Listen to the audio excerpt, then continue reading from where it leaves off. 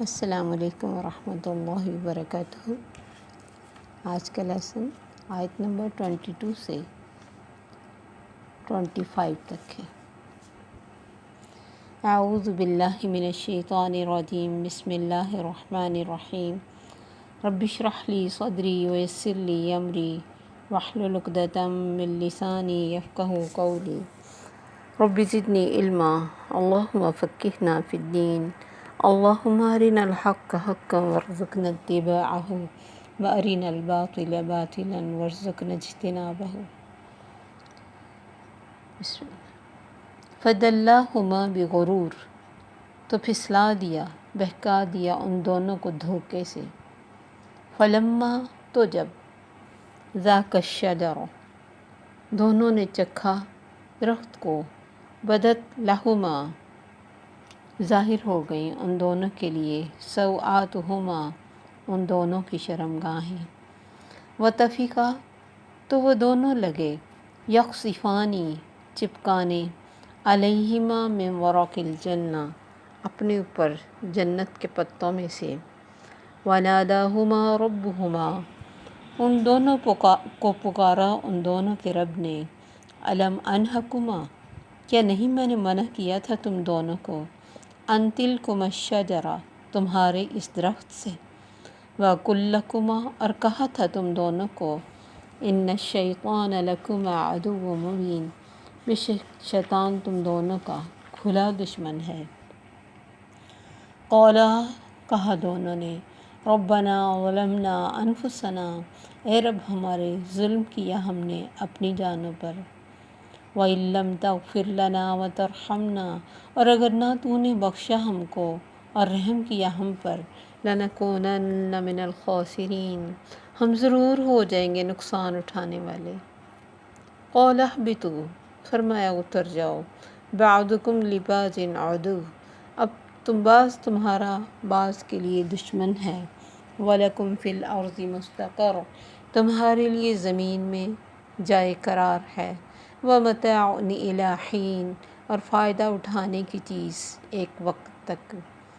قَالَ فِیہَا تَحْیَوْنَ، فرمایا اسی میں تم جیو گے، وَفِیہَا تَمُوتُونَ، اسی میں تم مرو گے، وَمِنْہَا تُخْرَجُونَ، اسی میں سے تم نکالے جاؤ گے۔ تو دھوکہ دیا، یعنی دھوکہ کیا ہوتا ہے کہ چیز کو وہ بنا کے دکھانا جو حقیقت میں وہ نہ ہو۔ اس نے بھی اس درخت کے پھل کو کھا کر تو وہ بننے کی طرف بہکایا یا وہ چیز دکھائی جو حقیقت میں نہیں تھی، کہ نہ تو انہوں نے وہاں ہمیشگی اختیار کرنی تھی اس کے کھانے سے، نہ فرشتے بننا تھا، لیکن خواہش چونکہ وہاں رہنے کی تھی ہمیشہ، تو یہ ان کو پھسلا۔ دلو کا لفظ جو ہوتا ہے وہ ہوتا ہے ڈول ڈالنا، کنویں میں سے جیسے پانی نکالنے کے لیے ڈول ڈالا جاتا ہے، تو وہ مشکل ضرور ہوتا ہے لیکن نکل آتا ہے۔ ایسے ہی آدم علیہ السلام کو بہکانا مشکل تھا، اور اس میں اس کو مدتوں لگے بھی ہوں گے، یہ نہیں ہے کہ چند دن کی بات تھی اور بس آدم علیہ السلام بھول گئے۔ بعض باتیں جیسے ہم دنیا میں آ کے بہت کچھ اللہ سے کیے ہوئے وعدے بھی بھول گئے، اور دنیا میں بھی بہت سارے وعدے ہم کرتے ہیں، ایک ٹائم پہ ہمیں کسی بات پر بہت غصہ ہوتا ہے، لیکن کچھ ٹائم اگر گزر جائے اور اس بات کو ہم نہ دہرائیں تو وہ غصے کا لیول کافی کم ہو جاتا ہے۔ اسی طرح کوئی کام کرنے کا ہم سوچتے ہیں، ادھر ادھر دھیان ہوتا ہے، ہمیں بھول جاتا ہے، تو یہ ایک انسانی نیچر ہے کہ وہ بھولتا ہے، نسیان انسان کی نیچر میں ہے۔ تو ان کو بھی دھوکہ دیا اور ان کو وہ سمجھایا اور بتایا جو حقیقت میں نہیں تھا، تو اللہ فرماتے انہوں نے اس نے پھسلا دیا، تو انہوں نے اس کے کہنے پہ، اس وسوسے کے بار بار آنے سے اس درخت کا پھل چکھ لیا۔ اب چونکہ وہ ایک آزمائش تھی، پھل منہ میں جانے کی دیر تھی، ان کے شاہی لباس اتر گئے آٹومیٹک۔ اور اب یہ بھی دیکھیں کہ اس کی بڑی خواہش یہ تھی کہ ان کو ایک دوسرے کے سامنے کھول دیا جائے۔ سیکس کے ذریعے وہ برائی پھیلاتا ہے، لباس کو کم کرتا ہے تاکہ ایک دوسرے کے لیے برائی کرنا ایزی ہو جائے، لیکن نظر آتا ہے کہ انسان کی نیچر میں خود کو ڈھانپنا کور کرنا اور چھپانا ہے۔ تو جو بھی انسان ننگا ہوتا ہے، چاہے وہ ڈیپ گلے کے ذریعے ہو، سی تھرو لباس کے ذریعے ہو، بہت ٹائٹ فٹنگ کے ذریعے ہو، یا پھر ایسا شیپ لباس کی دی جائے جس میں وہ ننگا نظر آئے، تو سمجھے وہ نیچر سے دور جاتا ہے۔ اور جو نیچر سے دور جاتا ہے وہ سکون کہاں پا سکتا ہے؟ کیونکہ اسلام دین فطرت ہے، یہ ہماری نیچر میں۔ اب کسی نے آدم علیہ السلام کو اور حوا کو نہیں کہا تھا، اماں حوا کو، کہ آپ خود کو ڈھانک پیں، لیکن انہیں اتنا یہ آٹومیٹکلی فیل ہوا کہ یہ کیا ہو گیا ہمارا لباس، اور جنت کے پتے ہمارے دنیا کے پتوں کی طرح چھوٹے چھوٹے نہیں، تو وہ خود کو ڈھانپنے لگ پڑے۔ تو یہ ایک انسانی فطرت ہے کہ وہ خود کو ڈھانپتا ہے۔ جو نہیں ڈھانپتا تو پھر اس میں اور جانور میں کیا فرق ہے؟ جانور کو نہیں تمیز ہوتی کہ میں کچھ ڈھانپنا ہے، لباس میرا کوئی ہونا چاہیے۔ ان کو اللہ نے ان کی شیپ ہی ایسی بنائی ہے کہ وہ اسی طرح سرعام ہی ان کے سارے کام ہوتے۔ اگر انسان بھی وہی کچھ کرے جو جانور کرتا ہے تو پھر اس میں اور انسان میں فرق کیا ہے؟ تو انسان اپنی نیچر سے دور ہٹتا ہے جب وہ بے لباس ہو کر یا برے لباس پہن کر یا اس کی شیپ ایسی بنا کر سمجھتا ہے کہ میں ماڈ ہوں۔ یہ ماڈ نہیں ہے، جہالت ہے، فطرت سے دوری ہے، اللہ کی ناراضگی ہے، شیطان کی پیروی ہے، کیونکہ اس کا پہلا وار انسان کی شرم و حیا پر گیا۔ اور ہماری ٹیچر کہا کرتی تھی کہ جس نے یہ دیکھنا ہو کہ وہ شیطان کا کتنا چیلا ہے یا کتنا اس سے دور ہے، اسے اپنے لباس کی طرف غور و فکر کرنا چاہیے کہ وہ کتنی خوشی سے ننگا ہونا پسند کرتا ہے۔ اور ننگا ہونے کے لیے ضروری نہیں ہوتا کہ پورا لباس اتر جائے، اس کو اپنے گلے کو اتنا بڑا بنا لینا یا لباس کی شیپ ایسی بنانا، اپنی چال ایسی بنانا، سارا کچھ اس میں آتا ہے۔ تو اس نے جنسی معاملات میں، سیکچول افیئرز میں انسان کو بے راہ بنانے کی پوری کوشش کرتا بھی ہے، اور دکھاتا اس کو ایسی چیزیں ہیں، سمجھاتا ایسی چیزیں ہیں، اور فحاشی کے دروازے کھولتا ہے۔ تو اللہ تعالیٰ نے اس کے اندر جو فطری شرم و حیا کا جذبہ رکھ دیا، وہ اس جذبے کو کمزور تر بناتا ہے۔ اور اب بھی آپ دیکھیں کہ بڑے بڑے بورڈ جس میں عورت کا کوئی اتنا کام بھی نہیں، ان چیزوں میں بھی عورت کی تصویریں ہیں۔ یہ ساری، جیسے وہ اللہ نے کہا تھا نا، لا تقربوا الفواحش ما ظہر منها وما بطن، تو یہ اندر سے ایک پوری چال ہوتی ہے کہ آنکھوں کو ہر وقت فحاشی کی طرف لگایا جائے، اور اس کو مطلب ایسی ایسی شکلیں بنا کے اور ایسے لباس پہنا کے۔ اب جیسے سلیو لیس تو کوئی مسئلہ ہی نہیں رہا، کتنا ایزی ہو گیا نا۔ جب شروع میں سلیو لیس کسی نے پہنا تھا تو کتنا عجیب لگتا تھا کہ اس کے بازو نہیں، اور اب چھوٹے چھوٹے بچوں سے شروع ہو کر بڑوں نے بھی ایزی کر لیا، حتیٰ کہ دلہنیں بھی اب سلیو لیس لباس پہننے شروع ہو گئی۔ تو یہ کوئی بڑائی نہیں ہے، یہ بے حیائی ہے۔ آپ نے فرمایا جس میں حیا نہیں وہ جو چاہے کرے، وہ کہیں تک آگے تک جا سکتا ہے۔ آپ دیکھ لیں کہ جب بے حیا ختم ہوتی ہے تو پھر کیا کچھ نہیں کرتا انسان۔ کیسی کیسی چیزیں ہمیں میڈیا پہ نظر آتی ہیں، اور کیسے کیسے لباس نظر آتے ہیں، اور کیسے کیسے ڈانس اور کس طرح کی حرکتیں نظر آتی ہیں۔ تو یہ حیا کے نہ ہونے کی، آپ نے فرمایا حیا ایمان کی ایک شاخ ہے، ایمان کی 60 یا 70 سے اوپر شاخیں ہیں، اور حیا بھی ایمان کی شاخ ہے۔ آپ نے فرمایا الحیاء لا یأتی الا بخیر، حیا تو خیر ہی لے کے آتی ہے۔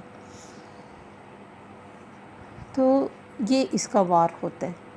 اب جب ان کے کپڑے اتر گئے اور وہ خود کو ڈھانپنا شروع ہو گئے تو اللہ کی آواز آئی، میں نے تمہیں منع نہیں کیا تھا اس درخت کے قریب نہ جانا، اور تمہیں یہ بھی بتایا تھا کہ شیطان تمہارا دشمن ہے۔ اب انسانی رویے اور شیطانی رویے کا واضح فرق یہاں نظر آتا ہے، اور اسی کی وجہ سے اللہ نے انسان کو چن لیا، اور اسی کی وجہ سے انسان کو پیدا کیا۔ اور یہ چیز اللہ کو بے حد پسند ہے انسان کی، کہ غلطی اس سے ضرور ہوگی لیکن وہ پلٹ کے میرے آگے آئے گا، اپنی غلطی کا اعتراف کرے گا، اور پھر اللہ اس پہ رحم کریں گے۔ توبہ کا دروازہ اس لیے ہمیشہ کھلا۔ فوری ریئیکٹ شیطان کا کیا تھا؟ انا خیر منہ، انکار. اور آدم علیہ السلام کا ربنا ظلمنا انفسنا، یا اللہ ہم نے اپنی جانوں پہ ظلم کیا، کچھ اچھا نہیں کیا، غلط کر لیا، جو کرنا نہیں چاہیے تھا وہ کر لیا، ہم اس کے پیچھے لگ گئے، ہمیں بھول گیا. اور یہ اعتراف جرم، اعتراف گناہ. اللہ نے فرمایا فَتَلَقَّىٰ آدَمُ مِن رَبِّهِ كَلِمَاتٍ، یہ الفاظ بھی اللہ نے اس کی زبان پر چلائے، اس نے سیکھ لیے. فَتَابَ عَلَيْهِ، تو اللہ اس پہ مہربان ہو گیا، اس کی توبہ قبول کر لی. تو فوراً کہا کہ وَإِن لَّمْ تَغْفِرْ لَنَا وَتَرْحَمْنَا لَنَكُونَنَّ مِنَ الْخَاسِرِينَ. یہ نہیں کہا یا اللہ شیطان کوئی بہانہ نہیں، شیطان نے کر دیا، وہ بار بار آتا رہا، ہم بھول گئے. نہیں، ظالم ہم ہیں، ظلم ہم نے کیا ہے، لیکن اگر تو نے ہمیں نہیں بخشا، تو نے ہم پہ رحم نہ کیا، تو ہم ہمیشہ کا نقصان اٹھا لیں گے. پتہ نہیں کتنی دیر یہ دعائیں مانگتے رہے. اسی طرح موسیٰ علیہ السلام نے جب ایک شخص کو مکہ مارا تو وہ مر گیا، حالانکہ آپ کی کوئی نیت نہیں تھی. تو انہوں نے فوراً کہا ھذا من عمل الشیطان انہ عدو مضل مبین، وہ بڑا گمراہ دشمن ہے. لیکن ساتھ ہی یہ کہا کہ یا اللہ میں نے اپنی جان پہ ظلم کیا. تو انسان کا اپنا نفس بھی اس کو بہکاتا ہے. ہمیشہ شیطان کو بلیم کر کے ہم خود کو بری نہیں کر سکتے، کیونکہ ہر انسان کے اندر اللہ نے اچھائی کرنے اور برائی سے رکنے کا مادہ رکھا ہے. کوئی اس کو کہاں لے کے جاتا ہے، کیسے دباتا ہے، کیسے اگنور کرتا ہے، یہ اس کے اوپر ہے. ورنہ شیطان اسی طرف زیادہ جاتا ہے جس طرف انسان کی نیت یہ سوچ جاری ہوتی ہے. تو اگر کوئی اپنے آپ کو مضبوط کرے تو اس کی کوئی پاور نہیں. صاغرین میں یہ لفظ میں بتا چکی ہوں، نہ اس کی کوئی حیثیت ہے، نہ اس کی کوئی پاور ہے. اگر کوئی پاور ہوتی تو دنیا کو کوئی بھی انسان اس کی چالوں سے بچ نہیں سکتا تھا. لیکن اللہ کے حکم سے بچے اور اللہ سے دعا بھی کرنی چاہیے. اب اللہ تعالیٰ نے فرمایا ٹھیک ہے، توبہ تو تم کرتے ہی رہو گے، اہبطوا، اب یہاں سے نیچے اتر جاؤ. حبطہ کا لفظ اوپر سے نیچے آنے کے لیے آتا ہے. اب جنت سے تمہارا جو نکلنا ہو وہ ضروری ہو گیا. اب دنیا میں چلے جاؤ، تمہاری ایک دوسرے کی دشمنی شروع ہو گئی. شیطان تمہارا دشمن، تم نے شیطان کے ساتھ دشمنی، اس کے ساتھ دشمنی کیا ہے، اس کی بات نہ مانو، کیونکہ وہ اس کا مین مقصد ہے کہ ہمیں تباہ کرے. تو اپنی تباہی سے بچ جاؤ. وَلَكُمْ فِي الْأَرْضِ مُسْتَقَرٌّ وَمَتَاعٌ إِلَىٰ حِينٍ، اور مستقر میں یہ بھی ہے کہ ہمیشگی نہیں ہے، ٹائم ملا ہے، واپسی ضروری ہے اور واپس تمہیں آنا ہی پڑے گا. زمین میں جائے قرار ہے، ٹھکانہ ہے کچھ ٹائم، اور کوئی فائدہ کیا کہ جنت کے لیے اعمال کرو، ٹائم پیریڈ ملا ہے، دنیا کو بھی انجوائے کرو، آخرت کے لیے بھی اچھے عمل کرو. لیکن ایک ٹائم ہے، یہ یاد رکھنا ہمیشہ کے لیے تم نہیں آئے ہو. انسان کے اس پھل کھانے ہی کی وجہ سے دنیا میں نہیں بھیجا، بلکہ اس کی پیدائش کا مقصد ہی زمین پر خلافت تھی، جو اللہ نے ساتھ ہی بتایا تھا انی جاعل فی الارض خلیفہ. یہ صرف ایک چھوٹا سا ٹیسٹ تھا دنیا میں آنے سے پہلے، کہ انسان کو بتایا جائے کہ وہ بھول بھی جاتا ہے اور اس میں ارادے کی پختگی بھی نہیں ہے. اور یہ انسانی نیچر ہے، اس میں انسان بے بس ہو جاتا ہے، لیکن اس کا پلٹ آنا اس کی اس بے بسی اور اس کے گناہ کے اوپر بہت بڑا پردہ ڈال دیتا ہے. فرمایا فیہا تحیون وفیہا تموتون ومنہا تخرجون، اسی زمین سے میں نے تمہیں زندگی دی ہے، اسی میں تم جیو گے، اسی میں تم مر کے جاؤ گے، اور اسی میں سے میں تم کو نکالوں گا. تو یہ زمین جو ہے، یہ سارے کام تمہارے اسی سے ہوں گے. تو اکڑ کس بات کی؟ اس نے تو تمہیں پیدا ہی مٹی سے کیا، اور مٹی تو بچھ جاتی ہے دوسروں کے لیے، مٹی تو کبھی اکڑتی نہیں، اس میں تو سافٹنس ہوتی ہے. تم بھی دنیا میں ایک دوسرے کے لیے سافٹ رہنا اور میرے آگے کبھی نہ اکڑنا، کیونکہ تم کوئی حیثیت نہیں رکھتے ہو. یہ زندگی، یہ مر جانا، یہ اٹھ جانا، سب اللہ کے اختیار میں ہے. یہاں بہت ساری غلط فہمیاں لوگوں کے دل میں آتی ہیں، اور اکثر سوال بھی کیا جاتا ہے کہ یہ سب کچھ تو اللہ نے مطلب ہونا ہی تھا، اللہ کو پتہ ہی تھا، تو پھر اس میں آدم علیہ السلام اور اماں حوا کا کیا قصور ہے؟ یا پھر دنیا میں اللہ نے کہا ہم نے جنوں اور انسانوں کی اکثریت کو جہنم کے لیے پیدا کیا، تو پھر جہنم کے لیے پیدا کیا تو انسانوں کا کیا قصور؟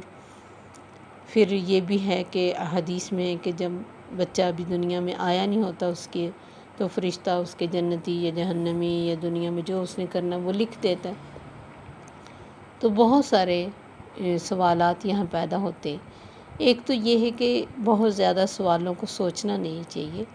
یہ نہیں ہے کہ انسان جب یہ سوچتا ہے کہ ہم تو قدرت کے ہاتھ میں محض کھلونے ہیں، مشیت تو اللہ کی پوری ہوتی ہے، ہمیں سزا کیوں ملے گی؟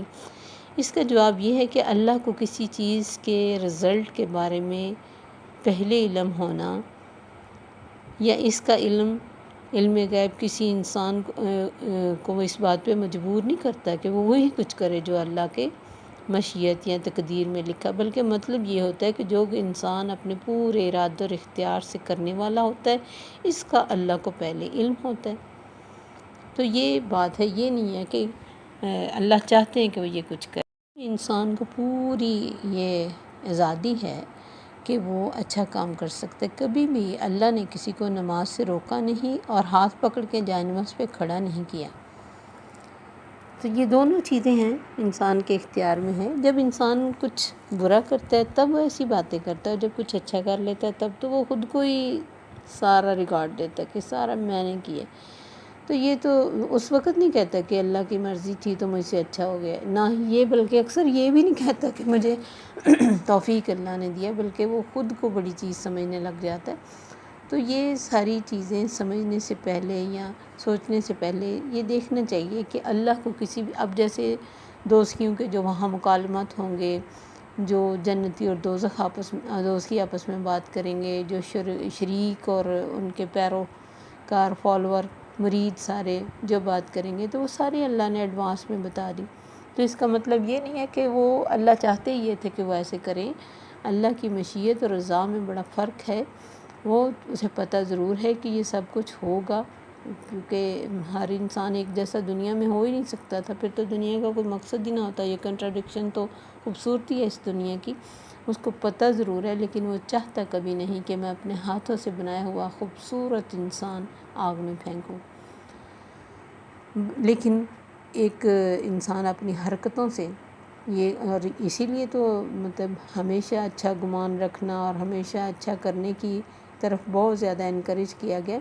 تمہیں کیا پتہ کس وقت تمہارا آخری ٹائم آ جائے، اور ایک انسان سارا ٹائم دنیا میں برا کرتا رہتا ہے، اینڈ پہ اللہ اس کو توفیق دے دیتے تو وہ اچھا کر لیتا ہے۔